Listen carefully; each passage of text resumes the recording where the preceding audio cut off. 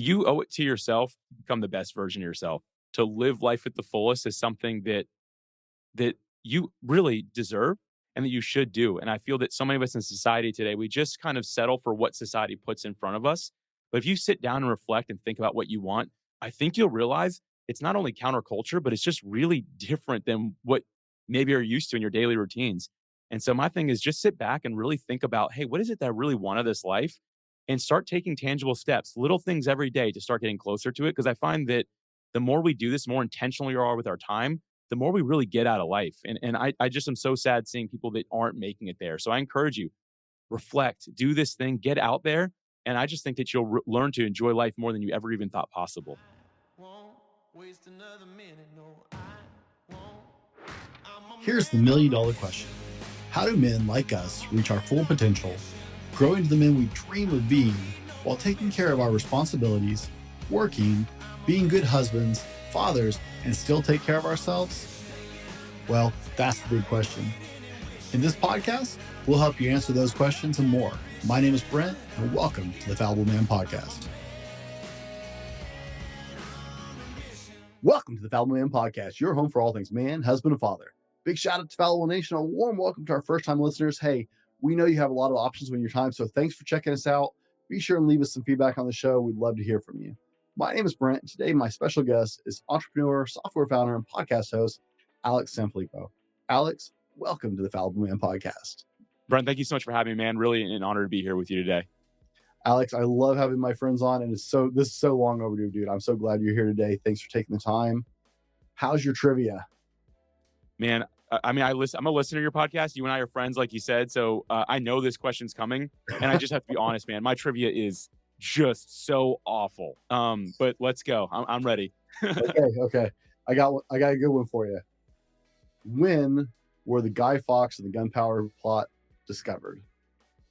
Is it 1505, 1605, 1705, or 1805? I have no idea. 1705 is what I'm going to go with. I'm going to go with 1705. I don't know why. I feel like I've heard that date before, and so I'm like, maybe that is it. Or you're trying to trick me, and you're just picking a date that is like a meaningful date as it is. I should know what it stands for, but let's go with that. 1705. Final answer. Okay. Do you know who Guy Fawkes is? Not really. I know. Okay. I mean, I've heard it, but I don't know much about it. I can't. Are you a can't movie get into guy? it. Huh? Are you a movie guy? No. Okay. V for Vendetta was all about the Guy Fawkes gunpowder plot. So 5th of November, and I don't know the date. I don't know like the year. That's the thing, right? Right.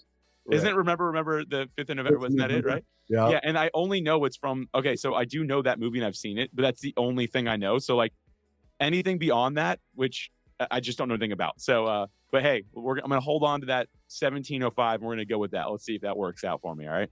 All right, guys, you know the rules. Don't cheat. Don't pause. Don't go ahead.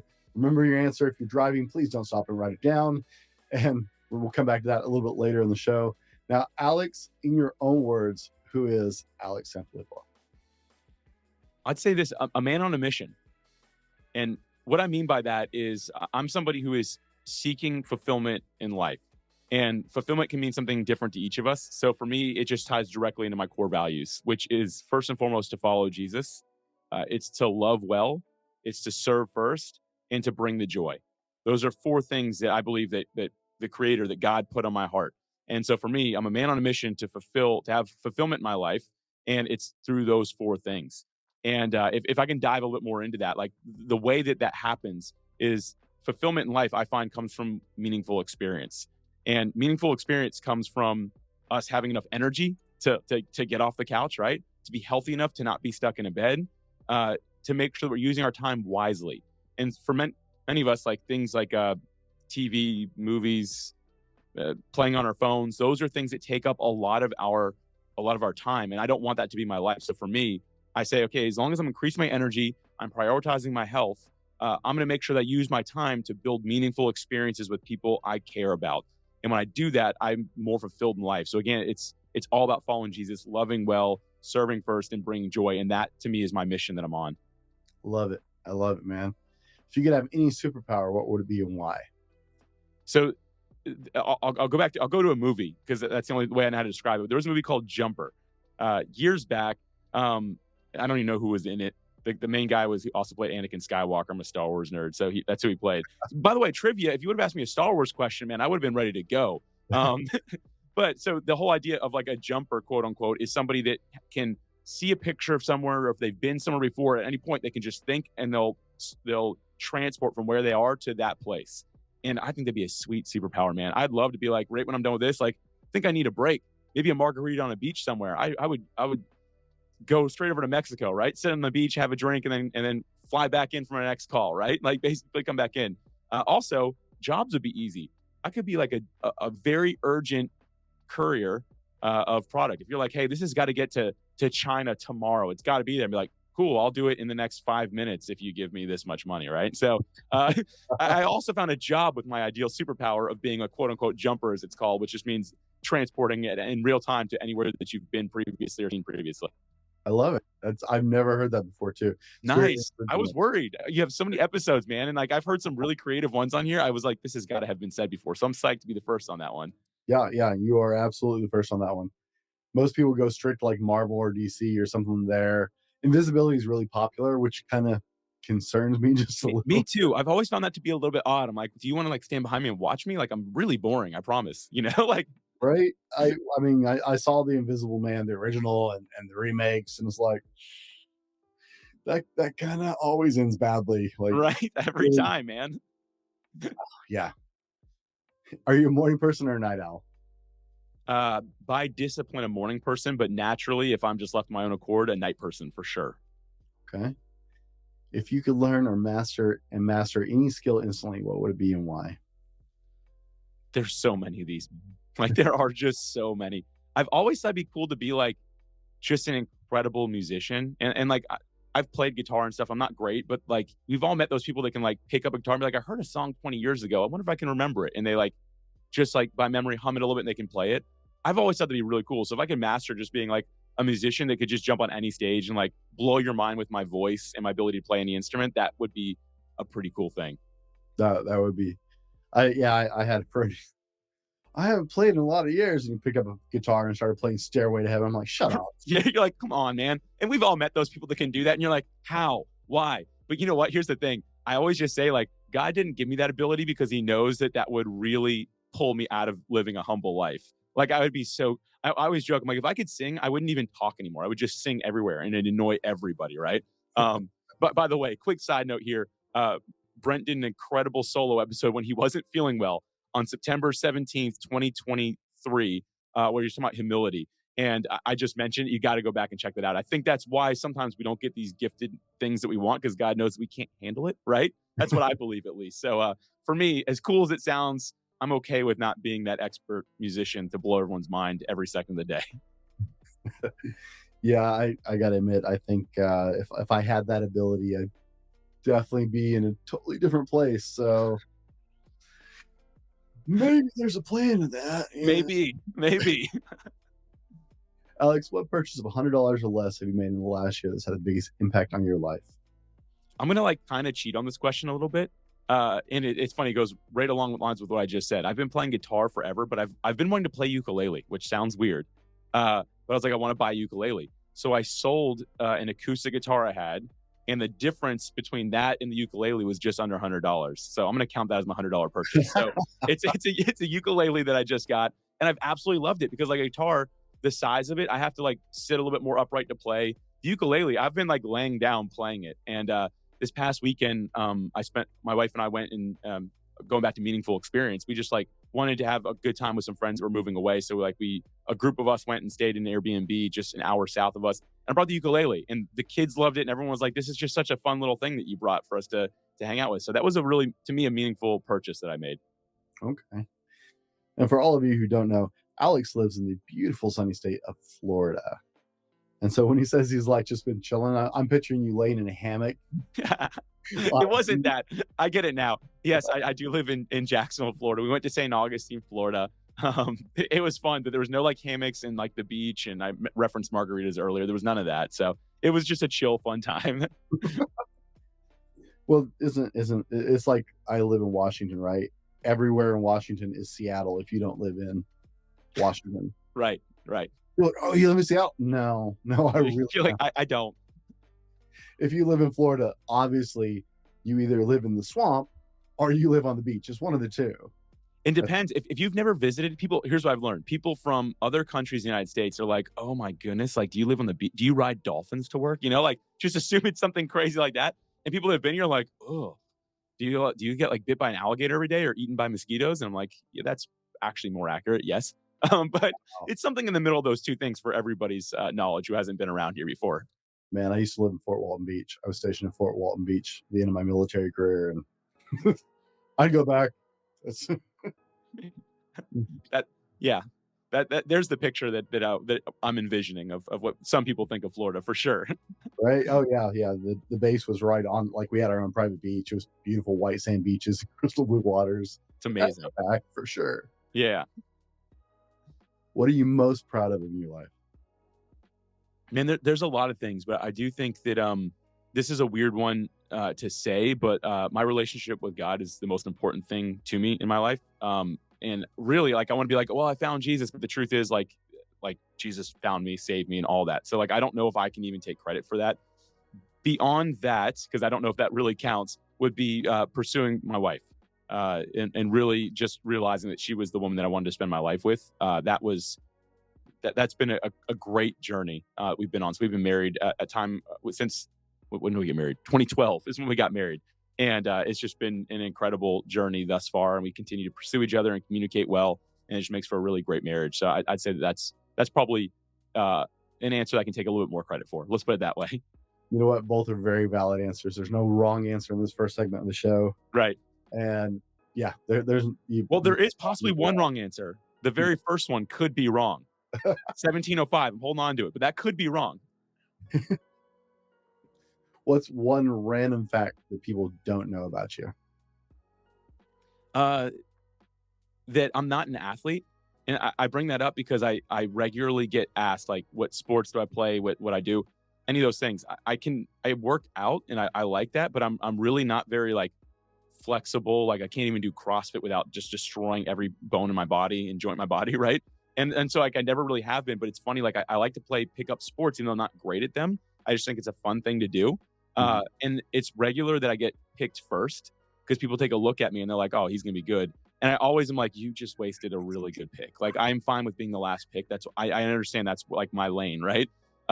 So, like, something that people don't realize is people just assume that I'm an athlete. And it's funny, I've been on a lot of podcasts. People are like, so what sports do you play and stuff like that? I'm like, I do play soccer, but like not at the level people are imagining, which I think is really funny. So that's something people don't really know about me is I'm kind of, I'm not like a great musician. I'm not like a great athlete or anything like that, but business is just kind of my thing.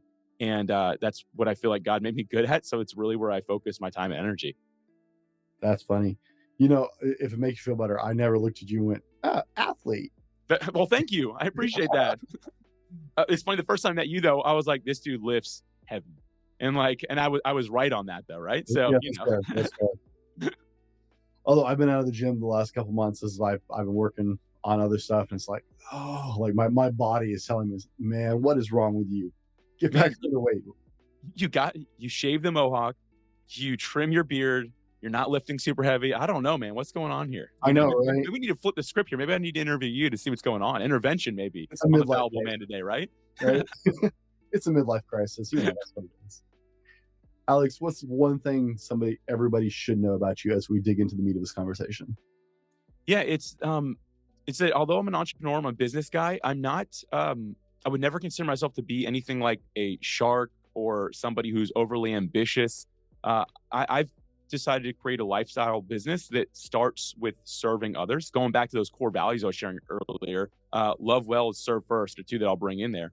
And that's very important to me in business, more so than my bottom line, right? Or what paycheck I bring in. As a matter of fact, I'm a very odd type of entrepreneur because I'm really not motivated by money. And I never have been. And some people have been like, hey, that's really going to limit you as a salesperson. When I used to be in sales and corporate years ago, that's going to limit you in this way. But I just found that, man, if I can just love and serve people and that can be my focus, money can become a byproduct and that's great. But really, there's just so much more fulfillment in that. And so I just think it's important for people to know that, like, whatever we get into today, that, like, at the end of the day, I'm not thinking about, well, is this podcast going to convert? No, I'm thinking, is it going to help serve somebody? Is it going to help someone? Is it going to help a man on their journey, make it a little bit further, right? can I just have a good time, a meaningful experience with my friend Brent, right? And so that's what I really always like people to know, because I'm a software founder, and I think that so many people get this wrong concept of what we are, and maybe maybe we deserve it and have earned it, because I feel like there maybe are some people that are not like me in the software space, but I do wish that maybe people would give me the benefit of the doubt that, hey, let's give this guy a shot. Maybe he's not out to like steal every penny we've ever made, right? So I think that would be a really important thing for people to know. Okay. Guys, we've been spending just a little bit of time getting to know who Alex is in case you weren't familiar with him. I've had Alex and his wife Alicia on the show once, but this is long overdue. Like I said, I've been looking forward to this. In the next part of the show, we're going to dive into clarity, direction, and success in the coming year, as, hey, 2024 is knocking on our door, and I want to make sure that you guys are equipped to have your best year ever. We're going to roll our sponsor, and we'll be right back with more from Alex. Now, before we go any further, I wanted to share with you guys, I don't always tell you how much I love doing my podcast.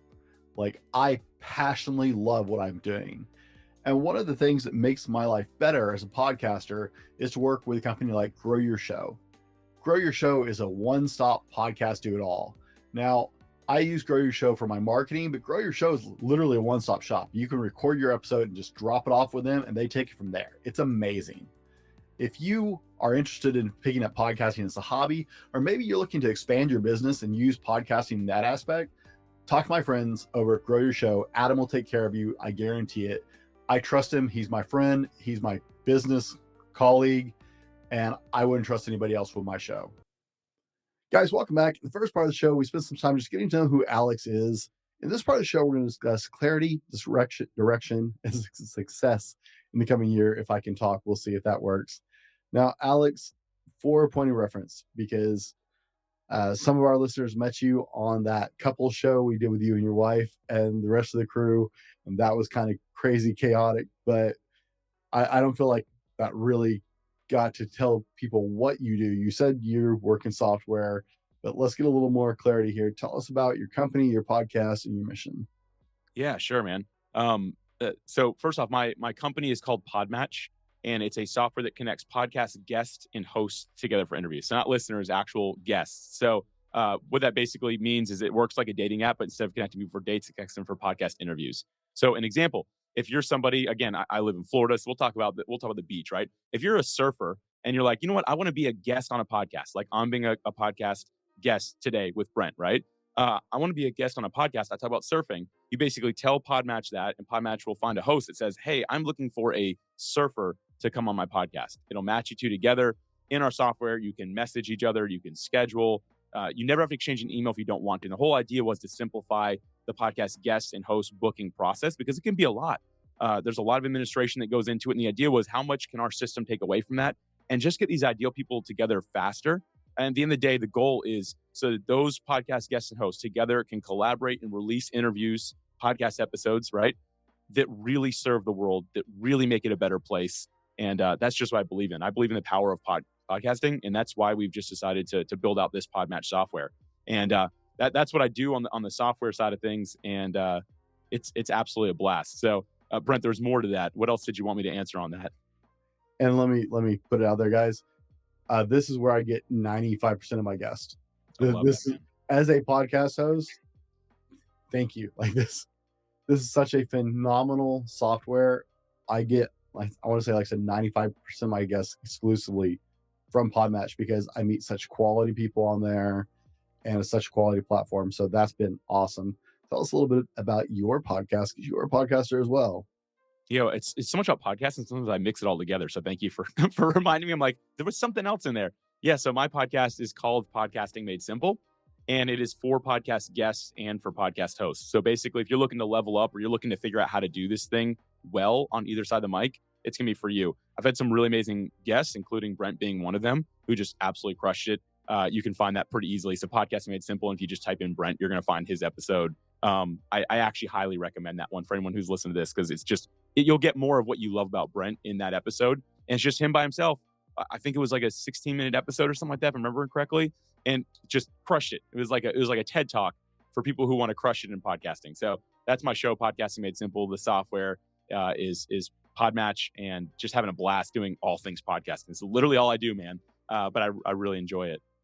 And this is Okay, so let me back up here. Podmatch is one of your softwares.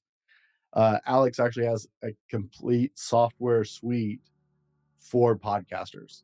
So if you're interested in being in podcasting or being a guest on podcast, Alex is your go-to solution. Thanks, bro. I appreciate that plug right there. Oh, I use multiple products that you put out. So credit where credit is due, right, I man? love it, man. Thank you, dude. It really means a lot to me, man. I know we met through all that. It's just been such a, like, one of the biggest gifts for me is just getting to meet some incredible people. Like, just mind blowing. Anyway, man. And like, since then, I've listened to your podcast. I'm like, man, I found a podcast to listen to because this guy just showed up one day and was like, hey, this is cool. Thank you. I was like, your podcast is sweet. Like, thank you. So, anyway, I appreciate you, man. So this is not your first business. You are an entrepreneur. Tell us a little bit about your first business and how you fell in love with entrepreneurship. Yeah, man. I mean, earlier we were talking about how, like, not much of a musician, not much of an athlete. That's kind of been my whole life. And I'd say I was a pretty self-aware kid. So when we go to 10 years old, I realized at that point, hey, man, like, my friends are good at things I'm just not good at. But for the first time, something clicked, and it happened to be a business, more or less, for, if you can call it a business at 10 years old. But what happened is I was out on the golf course because we lived across the street from a golf course, and all the parents in the neighborhood said, don't go play on the golf course, which meant all the kids met on the golf course every day, right? It's Yeah. obvious, right? Like, there was no other route.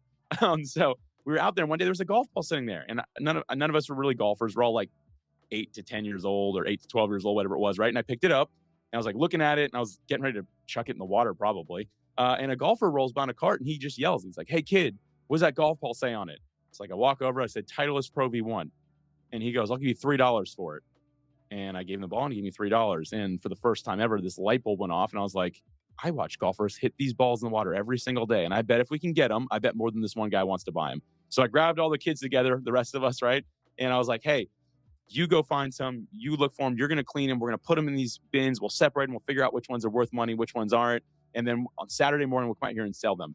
And we did that every, like, twice a week. We'd go find balls, we'd clean them, and then Saturday morning we'd sell them. And we did that every Saturday for, I don't know, probably a year or two. And that was my first, like, introduction to business. And it might sound kind of crazy, but like, again, a light bulb went off of, wow, I understand this. Like, I understood how to rally other kids together. I understood how to talk to adults. Like, I actually learned as a 10-year-old kid negotiating with adults, because believe it or not, they don't all just think you're cute. They think you stole a golf ball they hit in the water last week, right? And sometimes they're like, that ball has my initials on it. It's mine. I'm like, it's yours for $3. I fetched it for you. So, but learning to do all that actually taught me some really cool skills. And it really set me up for a life of understanding business and entrepreneurship, and just realizing what it is that I love to do and what I was actually good at.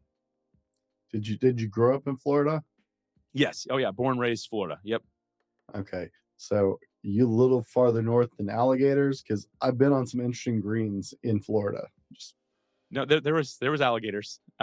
water traps sound they're a little more hazardous if you've never played golf in that part of the world. Yeah, for sure. So there was these things called, like, ball retrievers, and it would, like, extend out like 20 feet, and you'd just be able to see in the water, and you, like, scoop them up. So mom was always a little nervous about, like, water moccasins and alligators, because yes, those do exist quite a bit.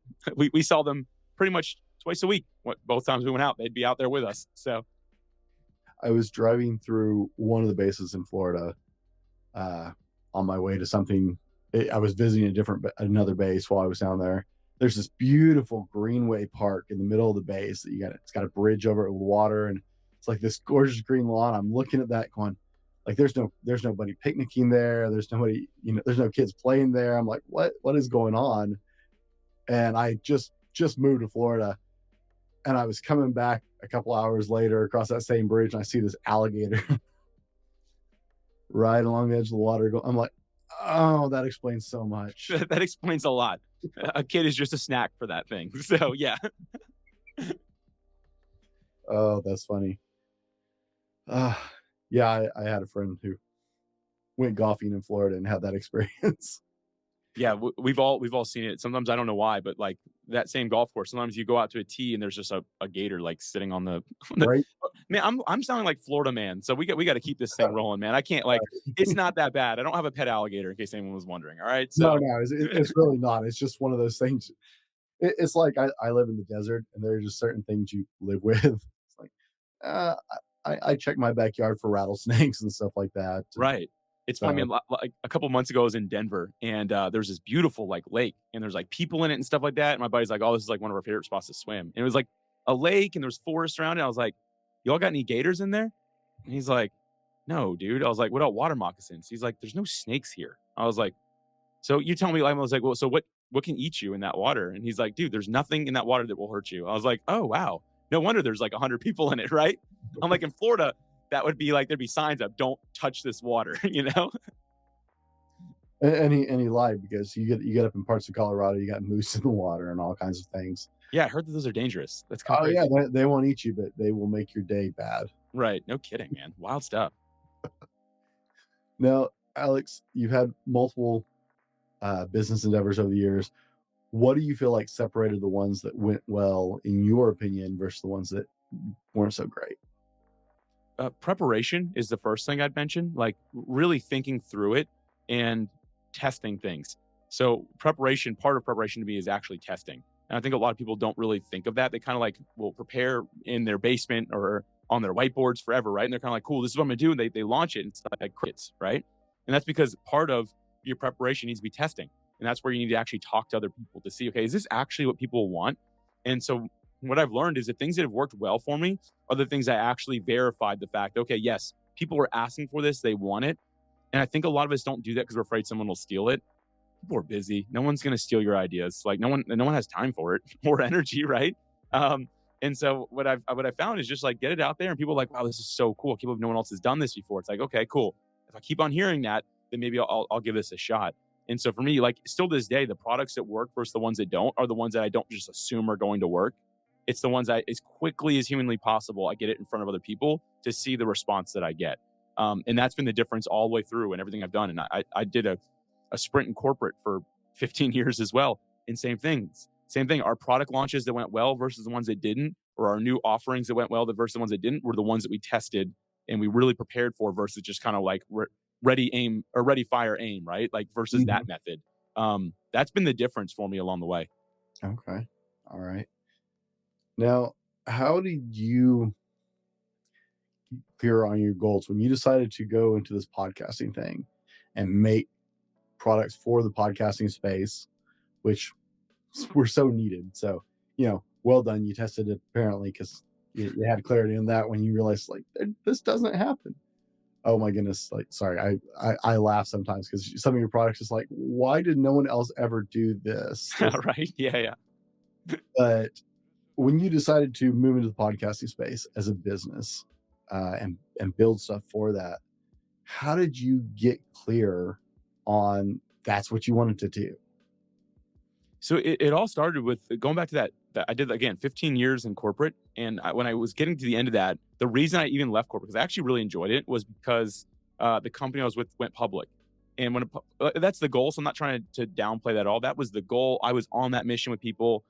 It was an amazing experience. But once we got there, I started feeling more like a cog in the system than somebody actually making impact. And at the end of the day, I think the difference between someone who wants a corporate job and an entrepreneur, like to be an entrepreneur, is they want to feel like they have impact. And many people that work in corporate, they're what I would call an intrapreneur. That's like an actual term now, apparently. But you're an entrepreneur in an organization. You want to be there for the impact, not just the paycheck. Like you want to be there for something to happen. And when I lost that feeling, I knew I wanted to move into something else. And I just knew it was time. And so like it was bittersweet the day I left. But the thing is, I didn't know what I wanted to do. So I started a podcast back then because I was like, I want to talk to people who have successfully left a 9-to-5 job to find out how they did it, what they did, right? And so to way simplify what I learned in 159 episodes is what it was. Good run. Yeah, it was great. Yeah, and it's funny because Podcasting Made Simple uses the same feed. So if you go back to Podcasting Made Simple and listen to the first 159 episodes, it's called Creating a Brand, which is like the art of creating a brand. And anyway, so I learned what it takes to be an entrepreneur. And I don't mean any disrespect to these hundreds of people that gave me their time, but I'm going to way simplify it because I think it'll tie into what we're talking about here. It's 4 steps. Step 1, find an area of passion. So find a passion, right? The next thing is to get into the community that's involved in that area of passion. The third thing is to find a problem, a simple problem that they're struggling with. And the fourth thing is to offer a solution to that problem as fast as humanly possible. again, that way oversimplifies entrepreneurship, but that's what I had learned. And so for me, I was like, you know what? Excuse me. I'm becoming passionate about podcasting, like really love it. So I got into the community. I started speaking at the conferences, doing some educating with people, just meeting other podcasters like you know, like getting to meet just amazing people. And so like my passion followed by me being in the community then led me to actually trying to solve a problem for them. And the best way to do that is just to ask questions, right? And so what I did, I'll never forget it. I was actually in Orlando, Florida for a conference, Podfest is what it was specifically. And so I was there, and when I got off stage, anyone who would talk to me, because typically people will say, "Hey, thanks for being here, thanks for speaking," right? Like people are just nice. I asked each of them, "Hey, what is it that you're struggling with?" So again, I was in the community, and now I'm like finding out feedback. And people said a lot of different things, but 100 people said the same thing, which was I'm having trouble finding guests for my show or ideal guests for my show. I can't figure out who's the next person on my show. I'm always stressed about it, right? Like I heard all these variations of it, but I knew coming back that was a problem worth solving. And from there, I just built out an MVP of Podmatch. Like didn't have a name or anything like that. I just said, "Hey, does this work?" And people were like, "You should have a logo, right? You have like 10 spelling errors." I'm like, "I didn't ask you that. Does this do what you asked me to do?" And I got their contact information at that event. So it's the same 100 people that I met there basically said they're struggling with it. And sure enough, and that's how we decided to build it out. And that was what led me from corporate to just podcaster to being a podcast industry and software person. Okay. Now it's funny because I've talked to a lot of entrepreneurs over the years on the show now, and I'm with you. I don't think I don't think it cheapens their experience, but really that I think you hit the high points on that with the 4 point. That's very fair. And honestly, an overlooked part of setting up any plan, guys, is there that need for it? Is there that market for it, right? You can call it a need or you can call it a market, but a lot of people have really great ideas, but they don't have a market for that idea. You can have the best idea in the world. If people don't need it or want it, you're not going to go far with it. Yeah, And man. Yeah. You know, somebody gave me this advice as well, which I thought was really smart. And it's human nature to want to complain, which is Mhm. weird to hear, but like it is part of many of our lives. And so he told me, he's like, "Hey, man, don't just look for the problem people are complaining about. Validate that it's a problem they want solved." And what he meant was, he's like, "Man, some people just like to like complain about random things like, oh man, I wish that this app would work better." And you're like, "Oh, well, here's a better version." And they're like, "Nah, I don't really want that." And it's because they don't actually care enough to solve the problem. They just want to complain about the problem, right? So yeah, there's a lot of insight that has to go into it. And that's what kind of where like planning, preparation that comes into play and testing it again, right?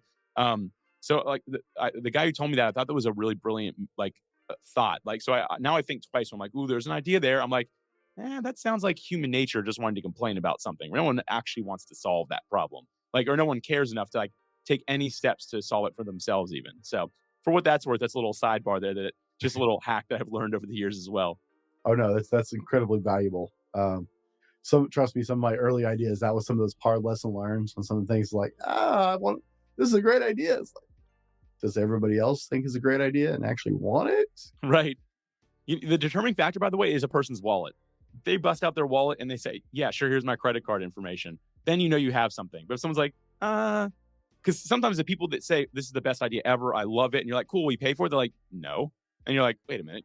What do you mean?" Like, "Oh, well, it's great for other people, but not for me." It's like, does everybody say that? Right. So yeah, there's a lot there on the entrepreneurship side, which I know isn't our main focus today, but hopefully those little tips help somebody out there. Well, in the direction we're heading today, it will actually benefit. So that's fine. Cool. No Good. worries on that. Good. So actually, out of curiosity, what was your business prior to this? You said you were in the corporate world. Yeah. So yeah, 15. I was in the aerospace industry. Worked with a lot of it was like military contracts and stuff like that, and government contracts. And so we were doing parts manufacturing for below the atmosphere aircraft. And a lot of it, it's funny. It was an interesting career. I can't share most of it, but it's not interesting anyway because they're like signing this stuff when I was on the C-suite of the company, and they're like, "Hey, you can't talk about this stuff." And I made a joke. I'm like, "No one wants to hear this stuff anyway. It's not interesting, you know. Like this is super boring." It was fun work, and I really liked it, like the whole mechanics of how that all that stuff worked.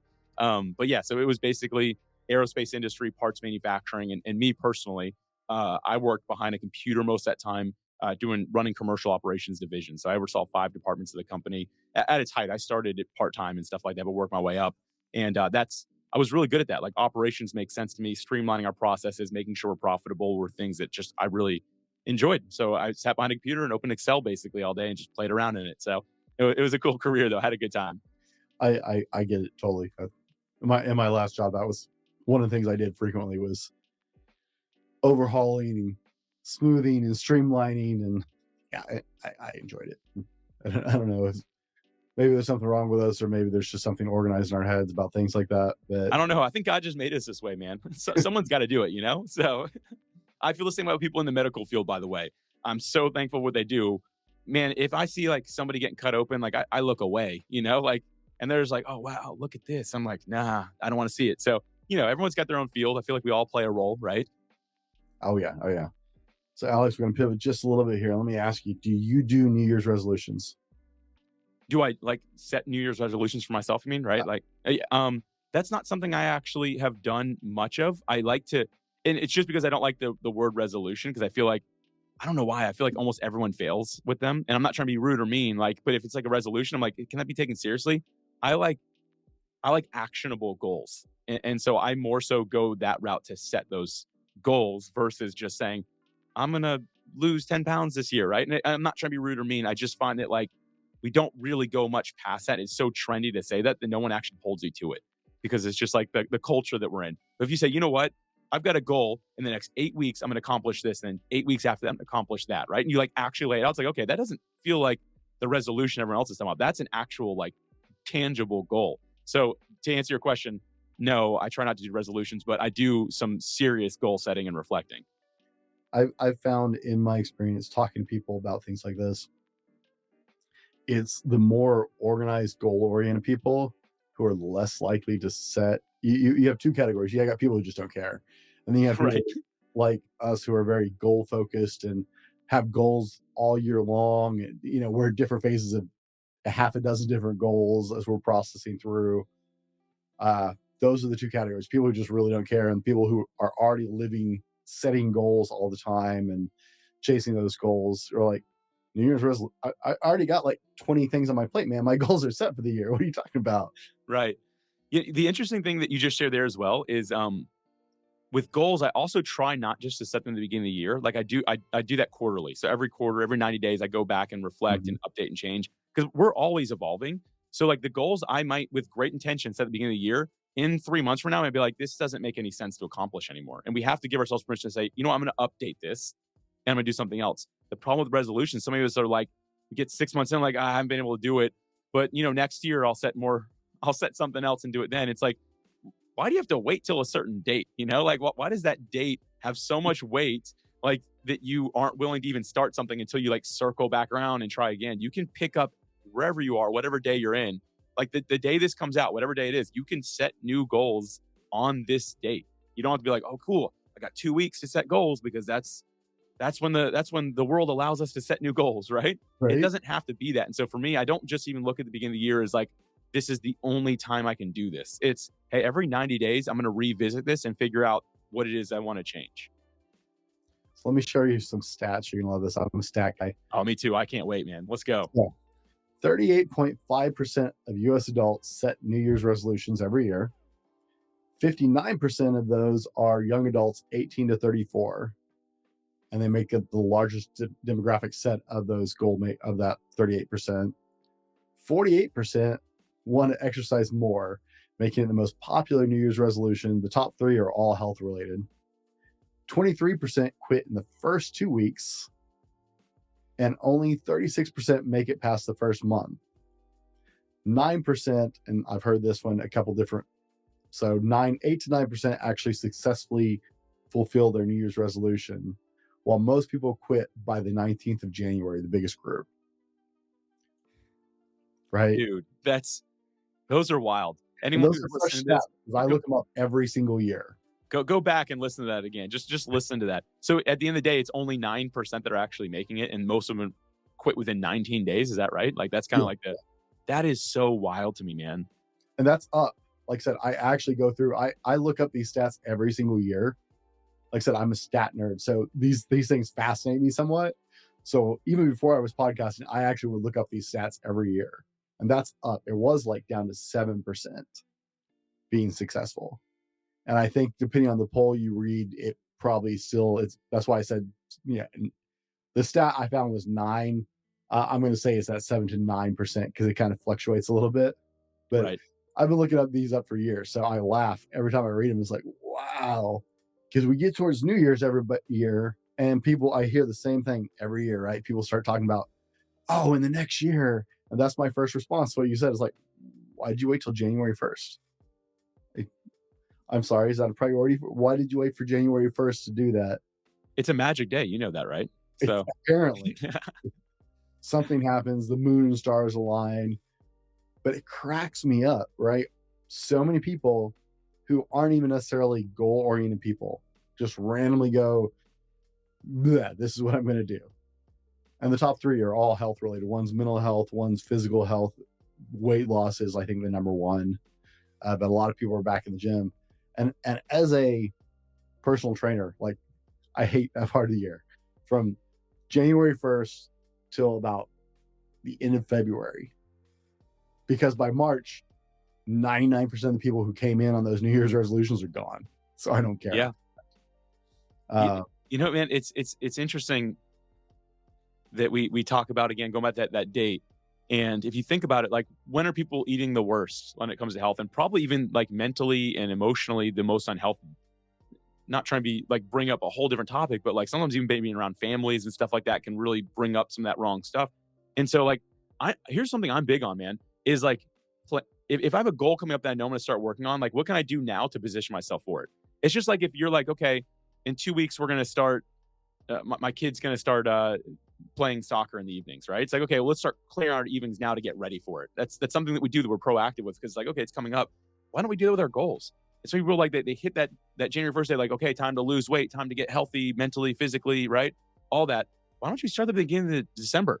So you'd be like, you know what? I'm going to take small steps every single day. I'm going to go for a 15-minute walk every day leading up to it. That way, when you get to the, if you will, start date of your goal, you're already way ahead of everybody else. And it's just like, you start building that habit, that muscle. And I think that would cause you to succeed a lot more. And so for me, I don't even look at, like, typically when I write down a goal, it's funny because Alicia's like, haven't you been doing that for like 6 months? I'm like, yeah, but now I'm just going to like kick it in high gear, but I'm ready, like, I'm primed, I'm ready to go. And typically none of the goals I set are like overly ambitious. And I know I talked about that earlier, but like in a different way. I'm not like, it's to quadruple the amount of time I spend in the gym, like, it's nothing like that. It's like, hey, I want to implement 10 extra minutes every day of fitness, or I want to end work 5 minutes early every day. And it's like, man, people are like, that sounds really easy. I'm like, maybe, but doing that consistently for the next 90 days will ensure that it's easy. And then I can take off 5 more, right?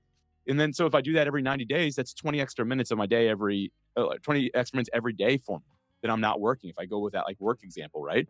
And so I just think, like, starting right away with the small little things, knowing what it is that you want, whether you're like, quote unquote, a goal person or not, it's just a good discipline. It's all about that consistency. And the sooner you can start being consistent, the sooner it becomes a habit and becomes part of your life.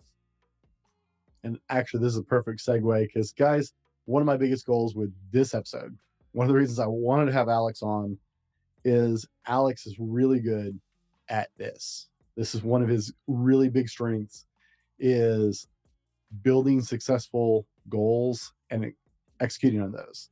And one of my goals with this episode is help you guys have a more successful 2024. As this episode wraps out the year, I'm wanting to equip you guys the best I can so that year 2024 is the year you want it to be. So we're going to dig into how to actually execute on all this stuff. We've kind of hedged in there a little bit. We've been discussing clarity and direction, success, getting to know what that actually looks like and how we get there. In the next part of the show, we're going to dive into how to apply this in your life, be more successful, and have the best 2024 ever. We're going to roll our sponsor. We'll be right back with more from Alex Sanfilippo. How well do you sleep at night? Do you toss and turn and wake up more tired than when you went to bed? Sleep is commonly one of the critical elements people fall short on in their life. The quality of sleep you get directly affects your ability to control your weight, your ability to add muscle, your stress levels, and your everyday job and life performance. If you're ready to move to the next level, then sleep has to be part of the plan. Check out our friends at ghostbed.com if you're ready to get your best sleep. I love my ghost bed. I've been sleeping on one for a couple years and has made a huge difference in how I sleep. Hit ghostbed.com and use the code TheFallibleMan30 to get 30% off your order and start getting better night's sleep tomorrow. Now, let's go on to the show. Guys, welcome back. In the last part of the show, we discussed clarity and direction and success and a bigger view. We talked about how Alex has had experience with that in his own life as an entrepreneur and what kind of helped and what didn't, and a lot about Florida, because that's my fault. I sidetracked that. But guys, in this part of the show, I want to talk about how to apply some of these things to make this year the most successful year of your life, because we all do that, right? Even though I'm not a big New Year's resolution person, it gets the wheels for a lot of people thinking in a way that we're not usually thinking. And I want you to be able to take advantage of that. So, Alex, when you're choosing a new mission, right? When you chose podcasting, that was a good goal for you. How do you start to formulate that, right? How do you start to create clarity with a mission and a goal and a dream when you have them? It all really starts with why you're wanting to go that route anyway. Starting with why, I know there's like a book called that and stuff. I'm not referring to that necessarily, but just in general, sitting down and figuring out why you're wanting to do something and why you even think that idea is there and if it's worth exploring is a really important part of the process. And so the way I like to do that is I take pen and paper. So my phone is not around me. My computer's not around me. I'm not in my normal environment. Typically, I go somewhere where I feel most inspired or that I just feel creative, right? And I sit there and I sit alone, pen and paper, and I just start writing it out. Like, okay, what, like, why this? Like, why am I thinking this? Where would this potentially go? What would this potentially lead to, right? And I'm not just talking about like the money and the different things like that, right? I'm like saying, okay, because again, going back to like how we started this thing off, I talk about fulfillment in life being what I'm after. That's me. I'm a man on a mission for that, right? How does this lead me closer to fulfillment in life? And so that's like the big picture thing is writing it down. And I'll be real, half the time I do that practice every 90 days still. And part of the thing that like always blows my mind is like I've got this little idea in my head, and when I go write it down, I write it down and I'm like, this is so silly. I'm like, why did I even think I even wanted to do this at all, right? And so I kind of look at it, I'm like, nah, I'm good, right? But I got it out. So now it's not stuck in my head. It's like, oh man, I think I want to do this, right? And I think that so many of us, we just let it all float around in our head. That we're like, man, there's like 50 things I think I want to do in my life. And the reality is, if you like sat down, did this practice, you'd be like, there's actually only like 2 or 3 things that actually really matter to me, I think. But that to me is the start of all practices. This isn't setting goals, setting timelines. It's just sitting down and like really hashing out, what is this thought that I have? Because here's the thing, like it's the productivity expert, David Allen, says your head is for having ideas, not for like storing them and not for like expanding on them, right? This is just where ideas come from. And from there, it's up to you to do the disciplined work of writing it out, thinking through it a little bit more while documenting it. That way your head isn't just stuck with all this stuff, right? And so that's where I always recommend beginning. That has been a hard lesson for me. Like for a year, it took me years and years to catch on to actually taking the time to write things down. Like I'd have all these ideas, and it took me years to understand if I didn't like write them down, even if I don't have time to expound on them right then and to really develop them, I will pull out my phone. Like my Google Notes is full. So many pages in Google Notes where I have an idea. I'm like, yeah. Right. I was on the road the other day and I was going to get my friend from the airport, and I had this idea, and it's like such clarity, like 40 miles of driving, such clarity. And I stopped to get a coffee mainly as an excuse to sit in my car for 5 minutes and get off the road and like type all this up real quick, just the Cliff Notes version, so I could go back to it later, so I didn't forget on the way back from that trip. And that idea of getting it out of your head, even if you can't deal with it now,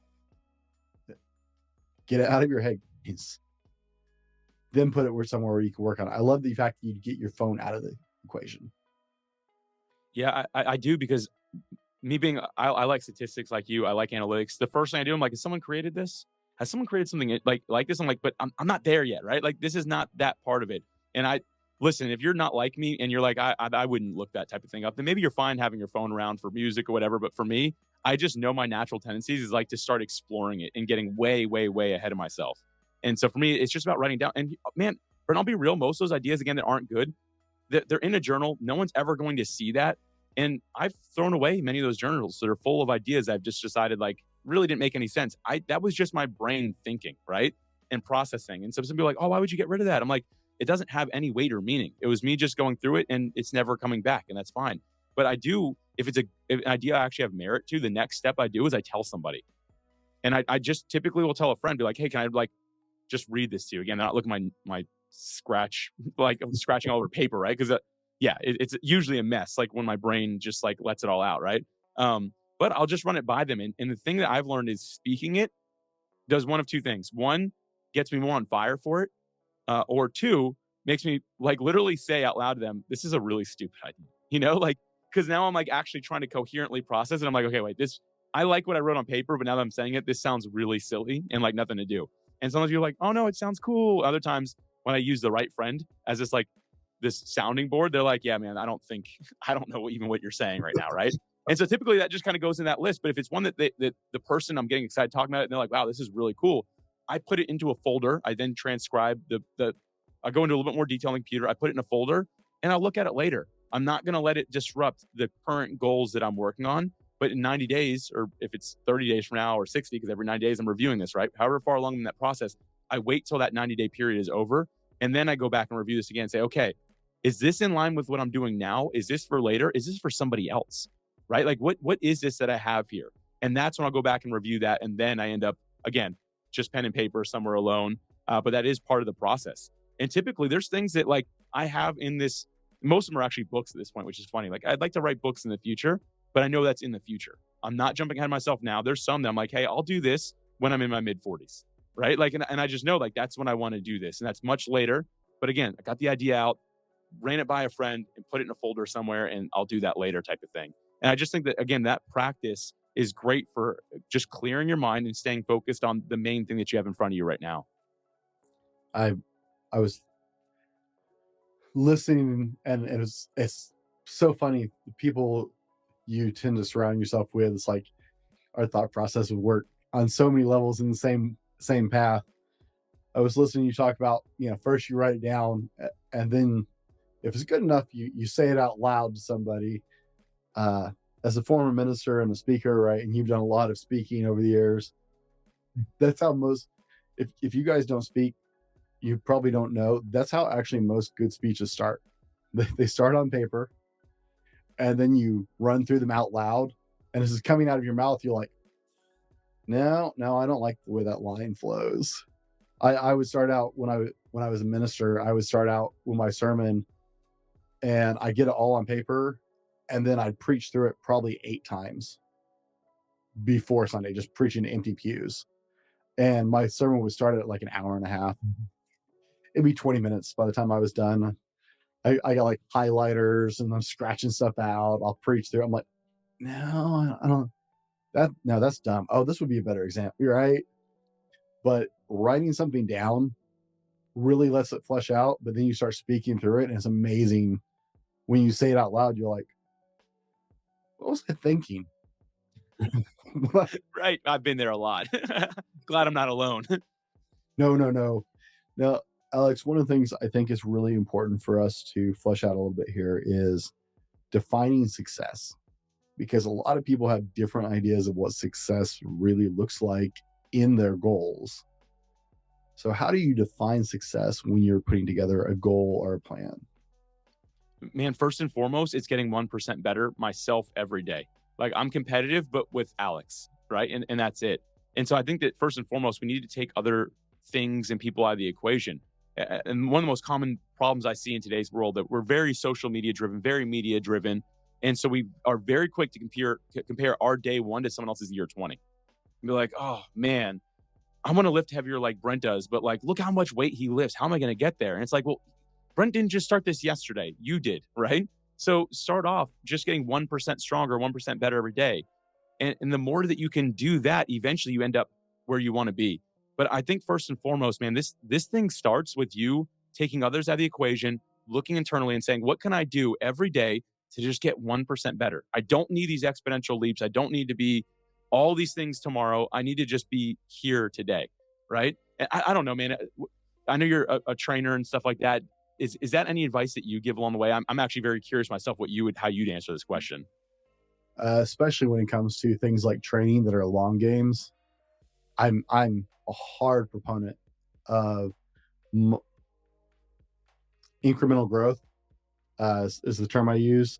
I'm a huge it's something I'm focused on with the Fallible Man when I'm talking to people about personal development. Right, it's one choice a day. Make one choice a day that makes you better tomorrow. Right, that's 365 days of growth right there. And in the gym, it's the same thing. When I'm training somebody, I'll have people who are like, "Oh my God, I'm not getting any better." It's like, yes, you are. Like, well, the weights aren't going up. No, that's fine. But you took less rest between your sets. The reps went up easier than they did last week, right? I see that from the outside, and that's a measure of success for me as a trainer watching people I work with is, oh, look, you aren't as dead after 5 sets of, 225 as you were last week, right? By that 5th set of 225, like the last couple of reps, you're dying. Right. This week, it actually really wasn't that hard for you to get that last rep. Now we're shortening that time between sets. And so, right, there are lots of ways to measure that. I think that's one of those, being an analytic guy like yourself, right? That's one of those data points. I think the more data points you can put around your goals, it gives you multiple ways to measure success, as opposed to one single linear, this is what success looks like. Right. Yeah, and a lot of that is, I love that you share that, man. It made me think about, like, I'll use this metaphorically, but don't get on the scale every day. Physically, don't do it either. But the thing is, like, I can remember like talking to people that like were investing in training at the beginning of the year, right? And a lot of them would stop. They're like, I didn't lose a single pound in a week. I'm like, were you looking every day? I'm like, results happen over time, right? Like and so for all of us, like metaphorically speaking, same thing. Like 1% better doesn't look like much difference. But when you wake up in 30 days, 60 days, 90 days, a year later, if you're doing that consistently, you're going to notice a difference. And so for me, the way that I like to set the right goals, to build out the goals is saying, okay, what can I do every day to get one step further? And the thing is, if you're like, well, my goal doesn't really work like that. I'm writing a book. It's like, well, can you write 500 pages or 500 pages? Wow, 500 words a day, right? Can you do that? And if people are like, oh yeah, I can do that, then great. That should be the goal. And so for me, I don't even look at the end goal too much. I want to know where I'm going, have some direction, right? And I think that course is always changing. But what I really want to look at is, what is the daily action that Alex needs to make room for in order to get this end result that he eventually wants? So how can I do this every single day? Because at the end of the day, man, I've already said, but consistency is really the winner every single time. What can you do consistently in your life? And I think that that's really key to all this. So it's, again, having the end goal, right? But saying, okay, now let me backtrack. How do I make this a little individual thing I do every day, and how do I create margin for it so I can do it consistently? So it's not just once a week or once every other week that we're doing that, right? And so the gym is an easy example of this. If you're like, I want to lose 10 pounds, and you don't set time aside every day to work out, you're just working out whenever you can, you're not going to hit that goal, right? If you're working out twice a month, it's not going to help. It's not going to get you closer to it. You'd be better off spending 10 minutes a day if that's all you can do, but building that into your schedule, because you will notice a difference after a set amount of time. When you're setting goals, one of the things that I've experienced with people is they set these large, ambiguous goals, right? I think that's one of the biggest downfalls of New Year's resolutions is people go, I'm going to lose 25 pounds, or I'm going to go to the gym 5 days a week. And these are people who have never been in the gym in their lives, right? So it's this large, ambiguous goal. And I think it sabotages a lot of people. So how do you set a goal correctly? This is going to sound super weird, but I make a goal to make all of my goals non-outcome based. And that sounds really weird, right? Non-outcome based goals. Yes, maybe again, going back to like my reflection, my vision time, maybe I want to lose 20 pounds, right? But I don't want to give myself a goal that requires an outcome from me. Instead, a non-outcome based goal to me means, you know what? I know that this will happen automatically if I work out 12 minutes a day and stop drinking soda, right? I did the math, figured it out, talked to a trainer. That's all it takes to do that. So now my goal is just every single day, I avoid soda and I work out for 12 minutes. I'm not tying myself to an outcome. I might not even share the outcome, right? I might share it when I get there, but I'm just going to say, how many days in a row have I worked out and not drank soda? And to me, that's a non-outcome based goal. And even in my business, I do the same thing. People are like, oh, do you have like in software, we call it MRR and ARR, which is monthly recurring revenue and annual recurring revenue. I'm like, no, I don't have any of that. I'm like, my only goal is to help people get podcast interviews out. And my goal is to have 100 of those a day. And that's actually on the homepage of podmatch.com. If you go there and scroll down, I'll show you how many interviews happened in the last 24 hours. I don't even look at the back end of our stuff, because if I see 100 interviews happen today, check, I'm done, right? My goal is just to help people get to that point, and everything else happens automatically. Sure, I have a desire to make a salary for myself and stuff, right? Like that, I want that to happen, but it'll happen automatically based off these smaller things. And I know that some of these goals, you're like, well, there's an outcome because you're not doing this or you're doing that, right? Sure, but as close as you possibly can to a non-outcome based goal is the best thing that you can actually set, instead of this huge thing. Because I'll be real, losing 20 pounds, like it was just going back to that example, that is it for anybody. That is a really tough task, but it's not hard to not drink soda for 30 days in a row, right? You only have one thing to do every day, not drink soda, right? And that is going to help. So again, for me, I try to build out as best I can non-outcome based goals for myself. And guys, let me point out one of the things he didn't say in that, but he said was all those goals are specific. 100 interviews a day. That's very specific. It's not a million interviews a day. It's not a whole bunch of interviews. 100 interviews in the day, right? Non-outcome based, but it's still very specific, and it's something that's achievable. If you're familiar with the platform, it's absolutely achievable. But it gives them a measurement, and it's still specific. It's realistic. It's achievable. I'm a big fan of the concept. You've seen the acronym for SMART goals, right? Smart, measurable, blah, blah, blah. We've talked about them on the show before, but it's not just this ambiguous, I want to have the best software out there for podcasters. It's still very measurable. It's still very realistic, right? He can build to get those things done, but he's not just going, right? It drives me insane. I see this so every years I see this. Guys like, I'm gonna start working out 5 days a week, or at least 4. Have you ever been in a gym? Like, right. No, I'm not throwing shade, brother. That's not a judgment. When was the last time you worked out? Oh, I worked out all the time in high school. You're 45. That's been a hot minute. Do you understand all the details involved with that? That's like, putting time in your schedule 5 days a week, travel time, gym time, right? That alone is a major shift for anybody to put in 4 or 5 days worth of gym time, because most people don't work out at home, but they don't ever, I'm going to start working out. Okay, well, where's the gym? How long does it take you to get there? What part of the day are you going to go? How long are you going to spend there? How long does it take you to clean up and go on to the next thing, right? These little pieces that are just, and no wonder so many people fail, right? And what you're saying, and I'm glad you brought that point up, but unspecific goals yield unspecific results. And when I get pitched software ideas all the time, just because I'm in software, and when people just are like, I want to like help people, and it'll probably be like this and like that, and there's no real like direction for it, I'm always very hesitant to like invest any time to help them. Not because I'm being rude or mean, but I'm like, I don't think you've spent enough time to figure this out. And that's the thing right there. If you've taken the time to figure out what it is that you really want and what you need to do to get there, your goal will be specific. And so challenge yourself with this. You're hearing this today and you're saying, oh, I feel like my goals aren't super specific. It probably means you don't understand where it is that you want to go well enough, or at least how to get there.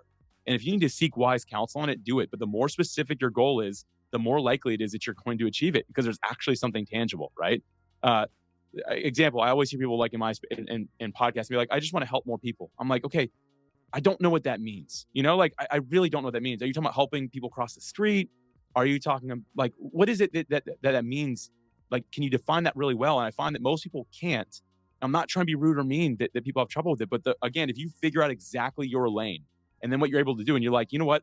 My job is to help 5 people every day through the content that I'm creating, be able to level up as a man, right? like to be able to really figure out what it means to be a better husband, father, whatever it might be, right? If you can really quantify it to that level, I'm like, okay, now you have my interest because you have a specific goal in mind. And that makes it achievable if you actually have something, right? If my goal is just to be happier in life, it's pretty generic. All I have to do is go watch more movies and I'll get there. Does that count though? Right? So I'm gonna play that part back for myself later and write down what you said. love it, man. If there's anything ambiguous about my plan, it has always been that. Like I've had so many of my coaches, like, Brent, you need to get more specific. Brent, you need to get more specific, because I'm bad about, guys. I'm talking to myself here too, because lofty goals. I set these lofty goals and do not get clarity on them. So this is as much for me as it is for you guys. But that was well stated. I like that. I'm gonna go back, replay that part and write it down. Now, we've talked about, both of us are analytic guys. And so I don't want to spend too much time on this, but you keep hearing that come out of our mouths, guys, right? You have analytics, I believe, probably just at a ridiculous level for both your podcast and for your business, right? Yeah. Points of measurement in 20 degrees of, just everywhere. I was actually having a conversation about podcast analytics with a friend of mine who just started his podcast, and he's been wanting to do this for years, and he's finally launched. But he was talking about, hey, where do you guys track this? Blah blah blah, because he knows a couple of us in our group who are podcasters, and it's like, right, looking for those numbers, guys. Measurable things, trackable things, get achieved. If you can quantify your goals with trackable, measurable data, so give yourself waypoints. If you want to succeed at them, give yourself waypoints. What does it look like? Understand what that success is and understand how to track those as they go.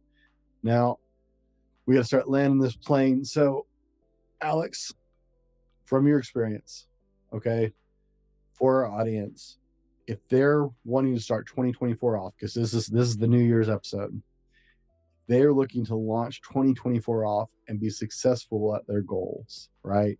And of course, they have to pick their own goal, right? We can't find them a goal for that. But what are the first 3 steps they need to do to make that goal successful in 2024? The very first thing, these 3 steps you need to do, if you want your goals to succeed in 2024, the first 3 things you need to do, number 1 is before the goal, and it's to make room. There's a concept called necessary endings, which means what got you here won't get you further, right? And so the whole idea is, like, you've picked up things in your life that you've done that have served you to this point, but they're not going to serve you, or at least the law of diminishing return will say that they're not going to serve you as well moving forward. And that's what I call a necessary ending. The first thing before you even try to set a goal is you have to remove some things from your plate. You need to have more margin, right? Like, so you have to actually clear things. It's like, imagine if you're just piling all your stuff on a table. Eventually, you can't put anything else on it because it's too full, right? But if you just push all this stuff off, not that you'd want to do it that way, right? You now have room to set something else down. You want to think of your life that way. So step 1 is to make sure that you're first off saying, okay, what is a necessary ending in my life? What is something that maybe has served me, or maybe even not served you? Like, let's just call it that too. Things that you're doing that you know are not serving you well. Find those things, make room, and now say, okay, that's step 1, right? Now I have space. Step 2, as we're talking about today, is just get really specific with what it is that you want to accomplish. So do that reflecting time, figure it out, write it down, get really specific with the goal, but don't just keep the goal in front of you. And I think that's the mistake people put on the mirror. Lose 25 pounds, right? No. Say, today I will work out for 12 minutes and not drink soda. And I always go back to weight because it's just the easiest one. I know it's the most common goal as well, right? But that's what you want to write down. And somewhere hidden, tucked away in a notebook that you, on a set date, you'll put in your calendar to review, is the bigger goal that you have, right? To review that, make sure you still want it. What you might realize when you're doing this, you're not drinking soda and you're working out 12 minutes a day. And I'm just using those times as an example. I'm not saying that's what you should do. You might notice after a month, you lose 10 pounds. And you're like, you know what? I would look really bad if I lost 25 pounds. Like, I'd be too skinny. Now, the goal is already hidden away. So when you get to it, you're like, you know what? This was ridiculous. It only needs to be 15, right? You now know that. But what's written down in front of you is the daily repeatable action that you can do. The third thing is to get out there and tell somebody. There's a lot of data around this. I didn't prepare the actual statistic of it. Me and Brent both love that. So I'm trying not to get too deep into it, but I know it's a very high percentage just by telling people what you are going to do, what your intentions are. makes it that much more likely that you'll actually achieve it. So write it down and then tell somebody. And I don't mean go to be like, this is the year I'm going to lose weight, right? No, get really specific and don't even post it as a New Year resolution. Say, I realize for my long-term health, for my family, for my future family, for my job, for everything that I'm doing in my life as a man, that I would be better off if I were 15 pounds lighter. What I am committed to doing is working out every single day for 12 minutes and not drinking any soda for this entire year, right? No sodas and this. And say I'm committing to that. And I ask that some of you that really care about me hold me accountable and check in on me with this. That is a terrifying thing to do that I just shared, right? Like I summarized it really easily, but I'm telling you, if you make this margin, get really specific with that goal and focus on the daily action that's required to achieve the bigger goal that's logged away somewhere, right? And then you tell people about that in a very personal, not like New Year's resolution, right?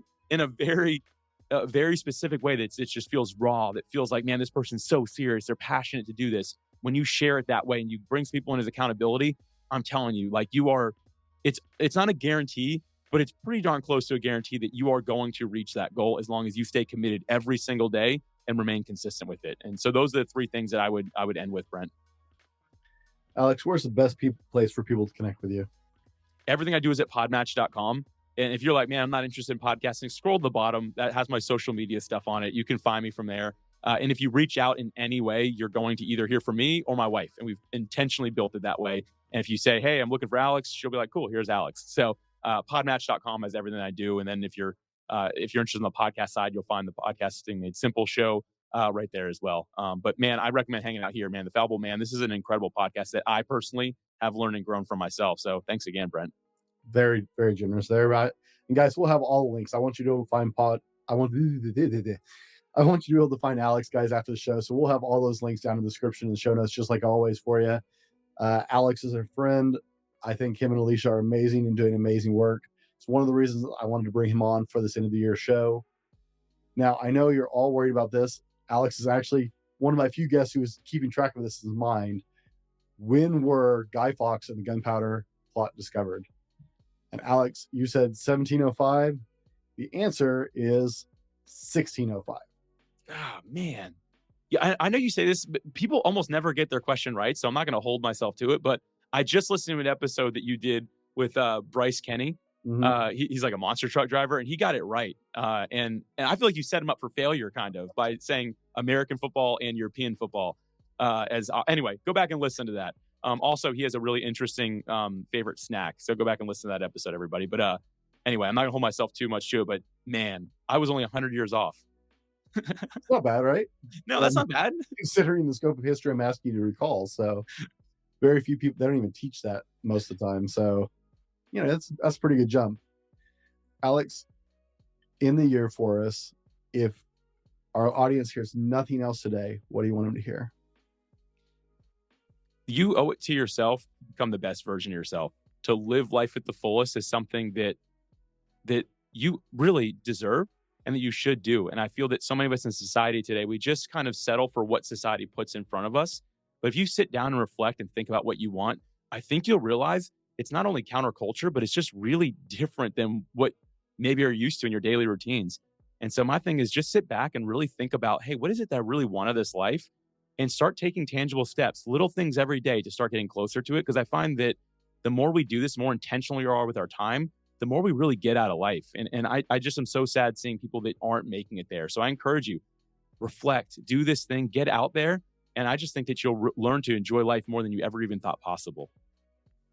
Guys, as always, be better tomorrow because of what you do today. And we'll see you next year. This has been the Fallible Man Podcast, your home for everything man, husband, and father. Be sure to subscribe so you don't miss a show. Head over to www.thefallibleman.com for more content and get your own Fallible Man gear.